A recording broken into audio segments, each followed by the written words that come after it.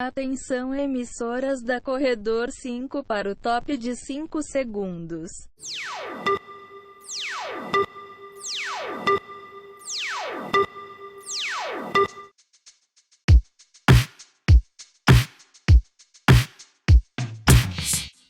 Alô, mais um dia de Music Lab e hoje, diretamente de Brasília, André Noblar, um dos fundadores e idealizadores do Coma. Pô, eu fui recebido lá com muito carinho, gente, então eu fiquei apaixonado pelo festival, tudo que tem no entorno da história do festival. E aí conversando, inclusive hoje a gente bateu um papo que eu não tive lá. Na verdade ele me explicou um monte de coisa que eu não sabia, mas eu queria que você falasse um pouco aqui sobre como surgiu o festival, a ideia do festival. A vontade de fazer um festival, ela surge de uma demanda. Todo mundo quer dizer, os idealizadores do Coma são músicos, né? Então, e a gente mora numa cidade que, por mais que a gente tenha aquela coisa da capital do rock, um monte de banda saiu de lá, legal, etc., a mídia não tá lá, né? A mídia tá no Rio, tá em São Paulo e tal. E a gente percebeu que com esse novo mercado musical, as conexões, o networking é muito importante. Muito mais do que antigamente, que você tinha uma gravadora que era sua babá, te levava, te apresentava, te pagava. Isso não existe mais. Então a primeira ideia de construir um festival foi porque a gente tinha bandas, a gente tinha que construir uma plataforma na nossa cidade em que a gente pudesse ser grande o suficiente para que a gente reverberasse uma cena que a gente acha que tem muita qualidade em Brasília. E com a mudança no mercado musical ficou mais difícil para ela sair de lá porque, enfim, a mídia não tá lá, nunca teve lá. E aí começa, a partir daí, a ser construído. A gente estava no South by Southwest nesse ano, em 2015, tocando a minha banda, o Trump e o Scalene. E aí a gente... Vocês foram na raça? Não, a gente foi selecionado pelo festival. Ah, então vocês foram na boa. E aí a gente fez as apresentações e a gente ficou encantado com aquilo ali. Aquilo ali é um absurdo. Eu sempre falo, é uma experiência não é uma que experiência, todo mundo precisa ter. Todo mundo que gosta de música ou quer estar ligado, antenado no que está acontecendo no mundo, precisa ter uma experiência no South by Southwest. E a gente saiu de lá encantado e a gente falou, a gente precisa fazer um negócio desse em Brasília. Só que o South by Southwest tem aquela coisa, aquela ruazinha. Parece que foi feito para aquilo parece que a cidade existe para aquilo, não é? Então a gente não tinha como reproduzir um South by Southwest em Brasília, então a gente passou a estudar outros festivais em que dialogasse a coisa do entretenimento, até mais que o South by Southwest. O entretenimento está ali, mas o South by Southwest é muita informação e conexão, né? Porque para quem não conhece, o Austin é grande, mas tem um centrinho e parece que foi crescendo em torno do festival mesmo. Exatamente. Então você tem convenções que acontecem não só de música, de tecnologia, inovação, etc., cinema, acontecem num centro de convenções, né, onde tem tudo ali, os pavilhões e os andares, e aí, como é muita palestra e muito painel, se espalham pelos hotéis da região. E aí você tem a agenda de shows oficiais, que é como ele foi, que também tem do menorzinho ao mais gigante, e milhares, centenas de ativações de marca, né? Cada ativação de marca tem também música tocando. Exato, é impressionante. É impressionante. Então tem a ativação de marca, o Gabriel, que tá ali eu sempre falo dele, ele tava andando pela rua assim, falou, Clemente, essa banda é muito foda. Eu falei, que banda? Ele falou, tá tocando ao vivo em algum lugar. Eu falei, não, cara, isso tá tocando, deve ser disco. Ele falou, não é. Aí ele saiu andando assim, farejando, e aí era uma banda sueca, uma ativação de marca, uma banda eletrônica sueca, então... Realmente, South by é uma experiência e você pode vivê-la de várias formas, né? Ou na rua, ou vivendo as informações de fato dentro do centro de convenção, muito democrático, né? Exatamente. De uma riqueza absurda. A gente saiu dali encantado, mas a gente sabia que não tinha como reproduzir aquilo em Brasília. Então a gente começou a estudar outros festivais. Estivemos no Primavera Sound e aí a gente entendeu. Foi ali que a gente teve a ideia da escolha do espaço, porque o Coma, do meu ponto de vista, o espaço é uma das principais coisas que tem no festival. O espaço onde a gente escolheu fazer o festival em Brasília é um espaço muito interessante, que poucas coisas aconteciam ali. E aí a gente constrói toda uma cidade do Coma ali dentro. E aí, a partir daí, a gente foi desenvolvendo outras ideias, né? O Coma significa Convenção de Música e Arte. A gente está mudando esse nome agora para Consciência, Música e Arte. Tem tudo a ver, né? Porque a gente, além dessa coisa da conexão, tudo que a gente faz ali, esse grupo que trabalha junto no Coma, que tem alguns outros projetos, a gente tem uma linha ideológica. Quando você fala em ideologia, você pensa em partido e política, mas não é isso.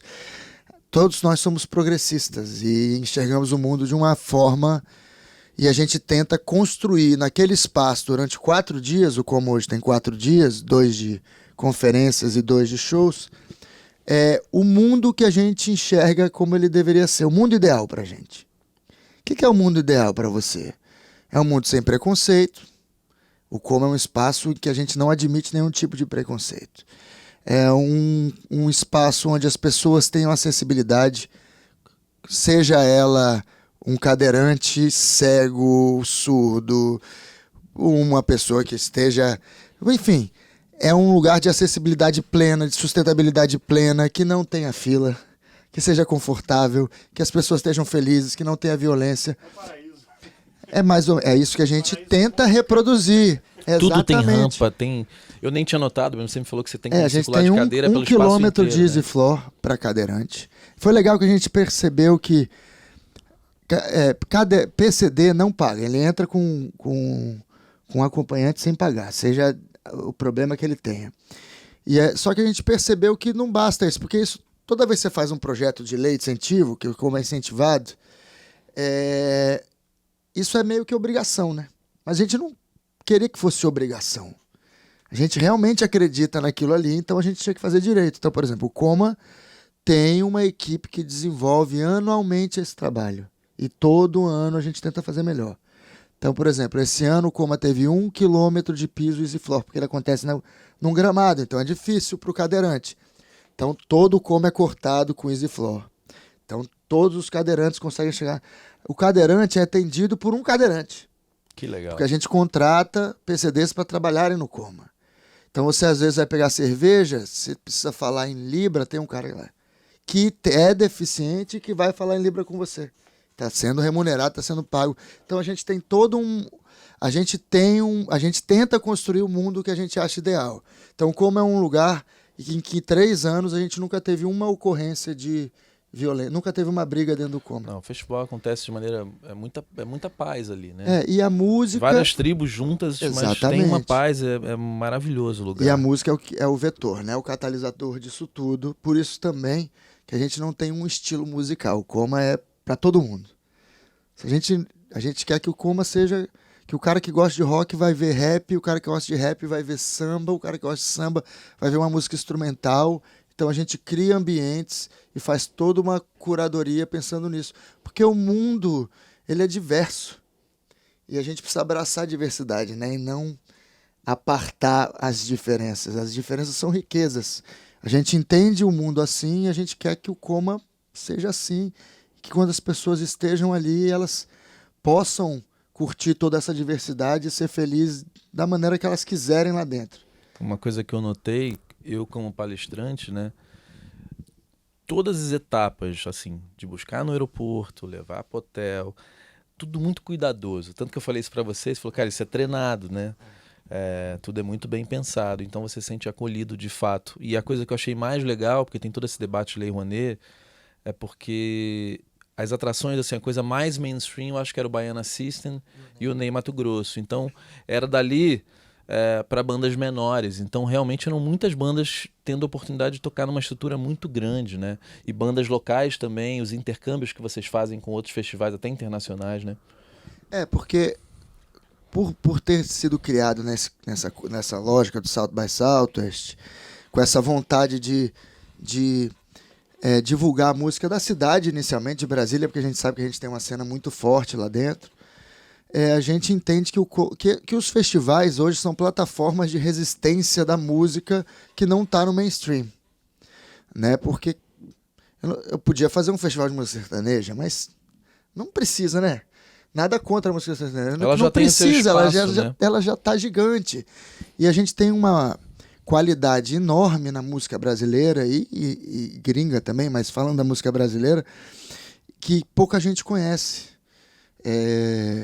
Fora quem circula a gente chama isso de midstream, pelo menos nas nossas conversas. Quem circula no midstream conhece muito bem o Francisco Alombre.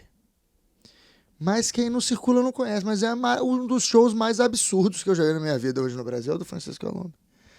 E as pessoas precisam conhecer. Então a gente entende que o Coma é uma plataforma também para apresentar o que tem de novo, de vanguarda na música brasileira, dialogando, obviamente, com artistas que são headliners do projeto, mas que tenham a ver com aquilo ali. A gente não faria sentido eu trazer uma dupla famosa de Brasil, Jorge Mateus, para dialogar com o Francisco. Não faz sentido. O Ney Matogrosso faz. Foi um maravilhoso show dele, né? A Elza Soares já foi, o Lenine já foi, você tem bandas de rock grande que já foram, mas a gente tenta trazer os headliners que dialoguem com o que está acontecendo agora nessa nova música brasileira, que é uma nova música brasileira, mas que as pessoas não têm muito acesso. Tem cada vez mais pela internet, mas ela não está nas grandes mídias, nas grandes corporações, não está. E é legal que é uma nova música brasileira que dialoga com quase todos os tipos de gêneros musicais, porque a coisa da internet é uma loucura, né? Você pega o Baiana System, não dá pra dizer que é aquilo, não é uma banda de reggae. É uma outra coisa. Axé com rock, com reggae. Tem tudo ali. Exatamente. E as bandas de Brasília eu também fiquei bem impressionado, porque mistura rock com MPB, com tropicalismo. E me diz uma coisa, como começou assim a busca pelo patrocínio, a lei? Porque tudo isso pra gente é muito novo. A classe artística nunca se movimentou tanto, principalmente a música independente. Ninguém sabe muito por onde ir, né? E aí você falou que é não é tão simples, né? Não, assim, captar recurso não é fácil. É bem difícil, na real. Claro que à medida que o projeto cresce, você consegue entregar um bom resultado, isso vai ficando mais fácil, naturalmente. Até para você depois captar outros projetos, porque aí o patrocinador já te conhece, já confia em você, então se você leva um outro projeto para ele, poxa, beleza, eu já sei que você faz uma entrega boa desse aqui, provavelmente nesse você também fará. O que é natural, né? Exatamente. Mas assim, o Coma, por ser um projeto muito grande, a gente é meio doido, né? A gente não começou o Coma com pequeno, né? Geralmente a gente saiu encantado dos festivais que a gente visitou e falamos, vamos fazer grande. Só que você não faz um projeto desse tamanho sem governo, no caso de Brasília. Aliás, no caso do Brasil não existe. Quando fizeram a SWU lá no interior de São Paulo, tinha a prefeitura envolvida. Quando a gente faz o Rock in Rio aqui, tem o país envolvido. Instituições governamentais, todo mundo envolvido. Mesma coisa no Lollapalooza. Então a gente precisou fazer uma costura política com pessoas que tivessem compromisso com a cultura. A gente convenceu setores do governo da cidade naquela época de que aquilo ia ser muito interessante para a cidade do ponto de vista cultural, do ponto de vista de turismo. O Coma esse ano teve 2.000 turistas para Brasília, isso é um ótimo número, que saíram da sua cidade só para ver o Coma. A gente tem ampliado isso todo ano, então a gente está esperando dobrar isso no ano que vem. Mas isso começou, primeiro, a gente mostrando a importância para a cultura e para o turismo que esse festival ia ter. E aí convencemos alguns deputados ligados à cultura e a Secretaria de Turismo e de Cultura da cidade. E aí a gente começou a captar. E o primeiro ano, obviamente, foi mais difícil. E a gente tem várias formas de... Captação é relacionamento. É isso que as pessoas precisam entender, quem vai sair para captar as coisas. Óbvio que chega um momento em que a pessoa vai olhar o seu projeto precisa ser bom. Mas a pessoa não vai nem olhar o seu projeto se você não tiver um bom relacionamento. Por isso que é muito importante participar de conferência de festival, conhecer as pessoas, porque é essa conexão que vai te fazer. E acontece às vezes naturalmente. No Coma, tudo acho que era propício, principalmente nos dias de convenção, para as pessoas de fato se encontrarem e trocarem. Até foi muito legal, porque eu estava lá perdido, não conhecia ninguém, porque essa turma gira em outros festivais, todo mundo meio se conhecia, estava eu e o Dino lá, quem eu entrevisto? E aí as pessoas que trabalhavam, as meninas do Coma, todas, cara, deixa eu te apresentar para fulano, que esse cara é legal. Elas faziam a gente criar as conexões. Eu achei isso lindo, sabe? Porque essa é uma missão que a gente tem, conectar Brasília com vocês. Porque geralmente, quem vai para a conferência, 90% do público da conferência é de Brasília, naturalmente. E esse é o objetivo. Então a gente tem um monte de artista massa, um monte de produtor massa. Aí a gente convida um monte de gente massa do mercado. A gente trabalha realmente para que você conheça essas pessoas. A gente tenta fazer isso. Isso também é treinado. Isso faz parte do conceito do festival. Faz parte do conceito. Muito legal. Mas essa coisa da captação, a gente tem algumas ferramentas. Você tem desde a lei de incentivo, que foi criminalizada de uma forma estúpida no Brasil por essa coisa ridícula da disputa do azul com o vermelho que a gente tem no país hoje. Lei de incentivo à cultura, ela é importantíssima. Ela não só existe no Brasil. Na realidade, as pessoas vêm com aquele papinho, mas nos Estados Unidos, o setor privado... Não é verdade. A Broadway, você morou em Nova York, é uma cidade que eu gosto muito. Tem subsídio. Tem subsídio, privado porque aquilo versus... ali é o que traz turista para a cidade. É o que traz riqueza para a cidade. A cultura representa quase 3% do PIB brasileiro, sem ter nada de investimento. Imagina se tivesse. A França hoje, depois da indústria, a indústria cultural é o que mais leva dinheiro para o país. Com o crescimento da China, a China tomando conta de tudo, a Europa está indo para a cultura, para a economia criativa, porque tem toda aquela coisa da história, um continente riquíssimo. Então, a gente ignora isso, criminaliza isso. Aí a gente diz que a Lei Rouanet é para... Lei Rouanet não sustenta artista, isso é uma piada, né? Ela sustenta alguns projetos que são importantíssimos e tem que continuar. E aí, tem um cara que casou com o dinheiro da Lei Rouanet. Tá, tem. É um caso. Se você olhar, tem muito mais problemas de corrupção em outros setores do que no... A lei de incentivo, ela é fundamental porque não existe orçamento para a cultura no Brasil. Lá em Brasília, o orçamento do governo é 0,2%. Isso paga só as contas de água, luz dos funcionários durante o ano. Onde a cultura tem investimento? Na lei de incentivo, nos fundos de cultura. E se você abre mão disso, primeiro alguém vai pegar. O dinheiro está lá, alguém vai pegar. Aí a gente vai entregar para projetos ruins, porque é isso.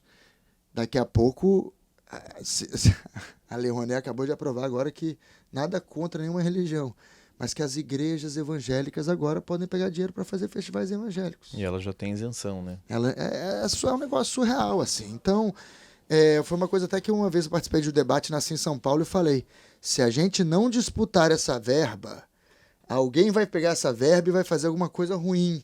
Então, vamos, bons projetos, disputar essa verba, porque no final das contas são as empresas que vão bancar.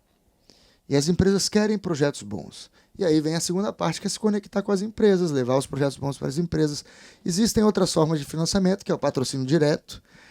Essa você consegue, ou se você tem um mega contato lindo, maravilhoso, que te isenta de já mostrar um grande projeto, mas você politicamente tem aquele contato ali, você consegue. Ou quando eles começam a levar muito a sério o seu projeto. Por exemplo, esse foi a primeira edição do Coma que a gente teve patrocínio direto de cervejaria, sem precisar de nenhuma lei de incentivo, porque agora o Coma, as cervejarias estão meio que disputando o Coma, o que é legal pra gente. E você me falou que o dinheiro direto é muito melhor, muito melhor. Dá menos trabalho de gestão, prestação de contas, né? Porque para disputar dinheiro que é público, você também tem que ter uma responsabilidade grande, porque você está usando dinheiro público, então você tem que prestar conta, fazer tudo bonitinho. A gente tem toda uma expertise nisso e cuida muito bem disso, mas é óbvio que um patrocínio privado direto, o que o cara quer é o retorno ao festival feito. Ele não vai ficar querendo saber se você pagou uma água. Se você precisar mudar a planilha do projeto, quando o dinheiro é público, você tem muito mais dificuldade do que quando o dinheiro é privado. E, claro, a ideia do Como, inclusive, é cada vez mais depender menos de leis de incentivos, mas isso é um processo. E quando você chega numa marca, tem alguma dica que você possa dar? Assim, você estuda a marca, você tenta entender onde ela está, o posicionamento da marca, para onde está indo? Hoje, assim, para festival, porque você tem captação para uma série de projetos, especificamente para festivais, acabou aquele negócio de você botar só a marquinha dela no backdrop ou no palco.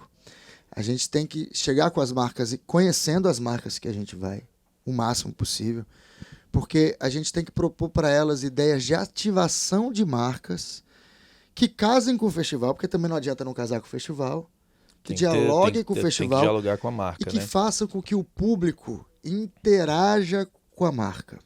Eles não querem mais só o balãozinho com o nome da marca deles.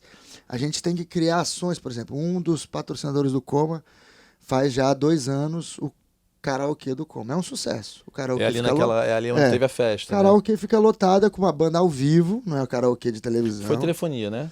Foi uma empresa de telefonia, ela sobe ali, as pessoas, a banda fica, coitada, 6h30 tocando, e ela toca todas, tem um caderninho de música, igual karaokê. Eu não fiquei na frente, mas é porque era para ir ali no backstage, passava por ela, uma loucura, né? As pessoas... Todo mundo quer ser estrela, todo mundo quer cantar, então todo mundo se divertia, passa a tarde inteira. E essa ativação é a ideia que vocês proporam. Exatamente. Legal. E aí a gente tem uma equipe dentro do Coma que só cuida de ativação.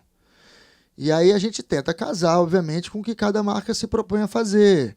A gente teve uma marca que queria falar sobre amor livre, então tem um lugar redondo lá, um coreto dentro do espaço do Coma que a gente botou arco-íris, um monte de neon colorido, etc. E foi o lugar das fotos do Coma. Todo mundo, os instagramers, que todo mundo é Vão ali... toda hora tirando foto ali. Então, você tem que criar para as marcas experiências em que o público possa dialogar com elas. Então, quando você vai sentar com uma marca e discutir com a marca, claro, você tem que estudar a marca, ver se o seu produto cabe com aquela marca ou não, porque às vezes... Se o seu target combina com o target que eles estão buscando. Exatamente. E aí você depois criar essas ativações, porque aí se elas dão certo, a marca nunca mais sai de lá. Tem alguma, assim, fora o karaokê que você lembre que a marca adorou quando... Tem a gente sempre cria o Beer Garden. Esse ano a gente fez aqueles beer pong, né, que você joga. E aí era um beer pong responsável. Se você acertava as 3 bolinhas, você não estava bêbado, você ganhava uma cerveja de graça. Faz sentido. Mas se você começava a errar demais, era água. Aí os caras então tinha essas mesas de beer pong, tinha todo um bar temático da cervejaria. Essa foi uma ativação, essa é a ativação que fica mais lotada sempre no Coma, porque ela tem tinha um lugar de descanso, não tinha? Você tem a gente tem um redário no Coma, exatamente, as pessoas deitam lá e ficam lá. A gente tem essa ativação é mais disputada porque ali tem muitos sofás e muitas coisas. E ela fica embaixo das árvores, fica tudo iluminado, bonitaço. E você pode assistir os 2 principais palcos de lá. Se você não quiser ficar na muvuca, você assiste um show, começa outro, você fica lá bebendo cerveja. É porque ele é mais altinho, assim, né? É porque ele fica no centro da confusão, entendeu? Você teve uma ativação muito legal também de uma empresa de viagens, de uma cooperativa de viagens. Então, ela fazia um quiz... o seu perfil é Egito, aí aparece uma foto do Egito, aí você fazia uma foto como se você estivesse no Egito. Eles adoram essa coisa que você possa fotografar e compartilhar, porque aí vai direto, né? Agora exatamente. Instagram é a coisa, né? O negócio é Instagram. Então o ideal é você sempre estar se conectando com as marcas e pensando o que você pode fazer para que ela faça parte da experiência da pessoa. Porque o festival não é só música mais. Música é o carro-chefe, é o catalisador, é o que faz as pessoas se reunirem. Mas as pessoas precisam ter uma experiência lá dentro. Essa experiência vai desde da fila que ela pega, ou não. Eu me lembro que no primeiro ano do Coma aconteceu uma coisa muito engraçada. A gente foi depois almoçar para celebrar que deu tudo certo, ninguém se matou entre nós produtores. Foi o primeiro ano, aquela coisa difícil, a gente aprendendo. Mas você sempre sorrindo lá, né? Eu sou um cara otimista. Ele tava sempre, e aí, cara, deu tudo certo, tá tudo certo, tá tudo certo. E aí eu me lembro que no primeiro ano do Coma, eu fiquei observando, obviamente, as reações na internet depois do... Aí teve uma menina que falou, eita, tinha absorvente no banheiro feminino. E eu não tinha a mínima ideia de que a gente tinha botado, porque eu não cuido dessa parte, quem cuida é o Pedrinho, que é o atendimento, as ativações. Eu falei, você botou... tem absorvente no banheiro feminino do Coma. Que legal. Porque é esse tipo de cuidado que a gente acredita que a gente tem que ter com as pessoas. Você nunca vai entrar no banheiro do Coma e ele vai estar fedendo, porque a gente tem uma equipe que fica só para limpar o banheiro. Depois que ele é usado 3 vezes, alguém vai lá e limpa. E não tem fila. Esse ano a gente teve um problema com fila num bar de drinks na primeira noite, na noite que o Baiana System tocou, porque drink leva um tempo a mais para você preparar, né? O cara não simplesmente entrega com uma cerveja. E aí a gente, do dia pra noite, o pessoal que cuida dessa área no Coma, eu até cheguei no Coma no outro dia, eu falei, ué, tem um bar novo aqui. Já tinha 2 bares de drink, até porque a gente sabia que no outro dia do Ney Mato Grosso já tá um pouco mais cheio. Então a gente realmente tenta fazer com que a sua experiência lá dentro seja muito gratificante. Por isso, por exemplo, porque a gente não deixa o Coma ter mais de 16 mil pessoas. Pra quem nunca foi, é um lugar que, no dia do Baiana System, que eu acho que era o dia mais, que eu senti que tava mais cheio, depois você me falou que não foi o mais cheio. Foi o Ney. Mas é que eu fui pra galera também, tem isso. Mas quando você vai pra esse centro que ele falou, você ouve o som, não fica alto. Você consegue ficar ali. Eu fiquei naquele sofá há muito tempo, tem as mesas grandes, Sim. porque eu tava com a mochila, com o equipamento, a gente sentava ali, eu e Dino, aí você dá um relax, come, viciei numa pipoca maldita, que tinha uma pipoca, sabe qual é? Pipoca doce, pipoca de chocolate, porra, eu tava de dieta até aquele momento. Cara, eu comi muita pipoca, bicho, eu fiquei apavorado com aquela pipoca. E tinha a parte vegana, que raramente tem em festival. Mas o que eu curti pra caralho é a curadoria, porque é muito difícil. O Rock in Rio mesmo, que é o Zé Ricardo é um cara que eu conheço, uma história linda. Lá, né? O Zé é um cara muito bacana, mas não tem um espaço pra uma banda pequena tocar num palco grande. E vocês tratam as bandas menores com a mesma estrutura das bandas grandes. Isso eu vi ali porque tava no backstage olhando. E, a Gaivota, qual é o nome? Gaivota do Joey Silhueta. O Joey Silhueta é foda. E assim, quando ela entrou, ela tava muito emocionada, né? Sim. Era luz com qualidade, o som não era um som de banda que tá abrindo, micado, assim, tava tudo bom pra caralho. Isso não tem em nenhum festival, eu acho, cara. Porque isso o Diego, que é o curador, ele toma muito cuidado com isso, assim. Quando a gente chama uma banda aqui, ele analisa com muito cuidado, a gente dá um monte de sugestões, ele se debruça ali. E ele analisa com muito cuidado quem ele vai chamar da cidade, que 50% do line-up do Coma é de Brasília. E quem vem dialogar com a gente de fora, tanto internacionalmente, quanto nacionalmente, quanto os headliners. Mas não é porque é de Brasília ou porque é nacional e não é tão conhecida que a forma como ele monta a ordem, por exemplo, dos shows, não é uma forma do menos famoso para o mais famoso. É de uma forma em que ele cria momentos. Ele pensa em momentos que vão acontecer no festival. Quando entrar essa pessoa, então a vibe vai baixar. Então ele é muito criterioso com essas coisas. Então, muitas vezes, por exemplo, Joey Silhueta tocou num horário nobre, 8 horas da noite, com o negócio lotado lá. Não, e pra ela depois era importante do Fresno, ser de noite, que já tinha né? tocado antes. E o show dela por causa da iluminação, etc. Aliás, Joey Silhueta é uma banda pra todo mundo pesquisar. Grande banda. Eu me apaixonei também pelo Tarô. Tarô é muito legal também. Caras, assim, tem que estar no próximo, que é mais circense, né? É maravilhoso. Eles tiveram esse ano no... Microfone ali, Robson, por favor. Só pra não esquecer uma coisa, Robson, já interrompendo, mas porque ontem às vezes eu corto, desculpa quando eu cortar alguém, não é? É só porque a gente tem um tempo, tem sininho, tem um monte de coisa. Quem quiser mandar música pro Coma, tem um endereço? Isso é democrático assim ou vocês já partem de uma curadoria interna? Não, tem uma curadoria interna, mas a gente recebe muita coisa. A gente conversa com todo mundo que aciona a gente pelo Facebook. Legal. Tem um e-mail específico que eu não tenho de cor agora, porque é o Diego que responde essas coisas. Mas se a galera procurar a gente na nossa página no Facebook... Mandar um link bonitinho. Ou até na nossa página no Instagram, pode mandar um direct. A gente direciona, manda um e-mail, a gente conversa com a gente responde todo mundo. Legal. E recebe os materiais. Agora é passar pelo crivo do Diego Marques. Mas ele é um cara muito, me parece um cara muito doce, legal. Muito bacana, ele é muito né? legal, mas não dá para atender todo mundo. Tem um limite, apesar de como tem 60 shows, né? Até um festival, são 5 palcos. Coisa. E muda de um palco, então, todo mundo exatamente. corre pro outro, todo mundo vai Um dos palcos mais legais que tem lá, aliás, o melhor show que eu vi no Coma foi de um pianista de Pernambuco, na edição de 2018, chamado Vitor Araújo. Quem não conhece, pesquisem, ele é monstruoso, é absurdo. Tem um DVD dele, inclusive no YouTube, que ele gravou no Teatro Santa Isabel, que é um teatro de 700 anos em sei lá de quantos anos, 700 anos, acho que estou exagerando.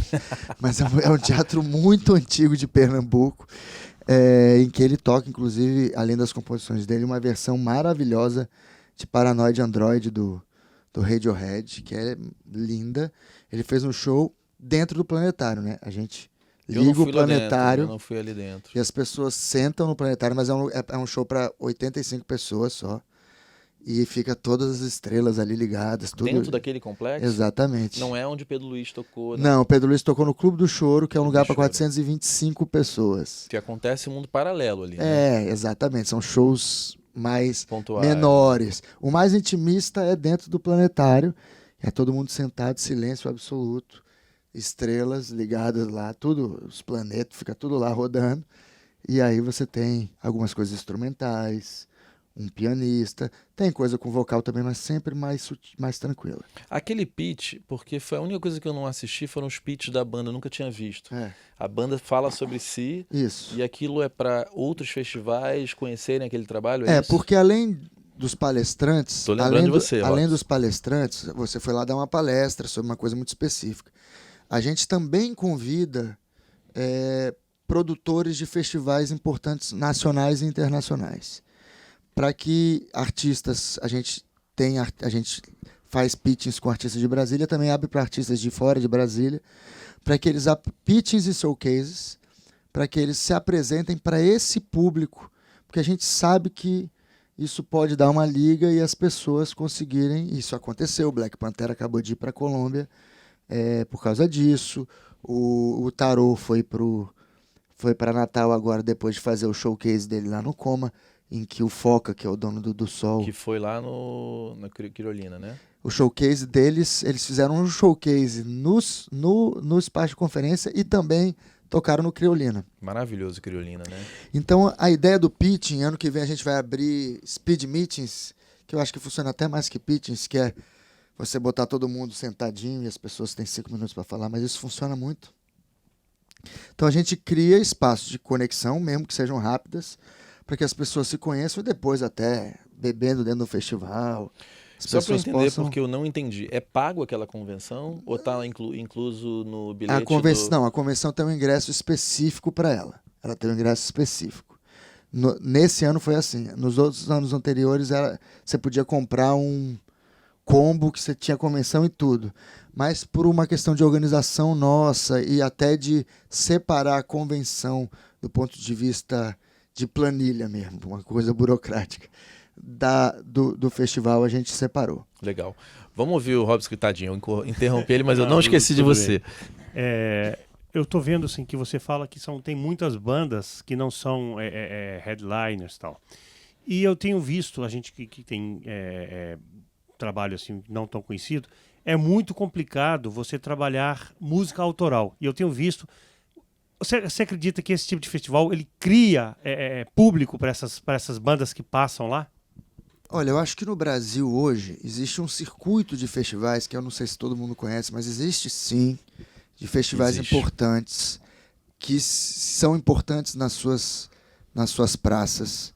Você tem o Koala em São Paulo, você tem o do Sol em Natal, né, no Rio Grande do Norte, o Mada no Rio Grande do Norte, o do Gucci, né, também. Você tem o Hack Beat lá em Pernambuco, o Bananada, que fica ali nosso vizinho em Goiânia, o Goiânia Noise, que também é mais roqueiro, que está ali dentro, o Porão do Rock, que acontece em Brasília. Quase todos os lugares do Brasil têm festivais. Nesses festivais, o som que circula, as bandas que circulam, são as que conseguem se destacar nesse lugar que a gente chama de midstream. Se você observar quem tocou no Do Sol no final de semana passada, muitos artistas passaram pelo Coma. Eles tiveram a oportunidade de ver no Coma. Muitos artistas que tocaram do Sol agora, provavelmente o Diego... Opa, isso aqui pode vir para o Coma no ano que vem. Então, esses festivais hoje, eles formam um circuito não oficial, porque a gente não se organiza, apesar de todo mundo estar conectado, a gente tem grupos de WhatsApp de festivais e etc. A gente conversa entre todos nós. Não existe... Já tentaram fazer, mas não existe uma associação que de fato funcione. Mas na prática... os players estão... Eles estão juntos. Então, por exemplo, se você vai no Coma, o Hack Beat estava no Coma esse ano, o do Sol estava no Coma esse ano, o Daryl do Canadá estava no Coma esse ano, o Felipe Gonzalez, que é o curador do maior festival, do segundo maior festival da Colômbia, que acontece em Medellín, estava no Coma. O Maurílio do Ponto CE de Fortaleza estava no Coma. O cara do Koala, que eu esqueci o nome, estava no Coma. Então, hoje, esses festivais, se você consegue circular nesses festivais e utilizá-los da melhor forma como artista, qual é a melhor forma? Ter cara de pau, porque relacionamento você precisa ter uma cara de pau e ir lá. E aí não é aquela coisa chata, escuta aqui meu som. Não, você tem que ficar brother. O som, o cara vai chegar a escutar, ele pode depois não gostar e falar, mas não dá. Senão você fica louco senão do material, que vira aquele cara chato, né? Que chega com CD pra todo mundo, não é isso. Você tem que tentar se conectar com aquele processo. Claro que se você entra, você manda o seu material pro Coma e ele é selecionado, você vai lá e apresenta. Você já vai ter uma oportunidade de tocar para esses caras, porque esses momentos que a gente cria é para vocês tocarem para esses caras. Para que o cara do Canadá, por exemplo, todo ano o produtor do Indie Week, que é um dos principais festivais de Toronto, escolhe uma banda que ele vai convidar para ir para Toronto. No Coma. Entendeu? Ele paga a passagem? Não paga as passagens. Eles abrem a oportunidade, porque eles não são festivais gigantes tipo Coachella, que tem toda a estrutura para te pagar uma passagem, mas eles são plataformas. O Elefante, grande banda também, Elefante, grande banda, foi a banda escolhida. Em Brasília a gente tem uma vantagem comparativa, que a gente tem um programa lá que paga passagens para artistas, tem alguns lugares que tem e tal. Eles fizeram 4 shows, acabaram de voltar essa semana passada de Toronto, se conectaram com uma cena gigante lá. Então, foi uma coisa que aconteceu com a minha banda. A gente vai no Canadá. Um dia você vem aqui falar da tua banda, né? A gente vai no Canadá agora, em abril do ano que vem, fazer a nossa 3ª turnê lá, mas começou assim. A gente já tem fã lá, já tem público lá, já lota a casa lá, mas é um processo. Então, as bandas precisam estar presentes. Se não dá para ir a banda inteira, o cara que faz ela sempre tem algum mais cara de pau, esse tem que estar lá. Eu percebi isso no Coma, porque os chatos, rapidinho a galera foge dos chatos, né?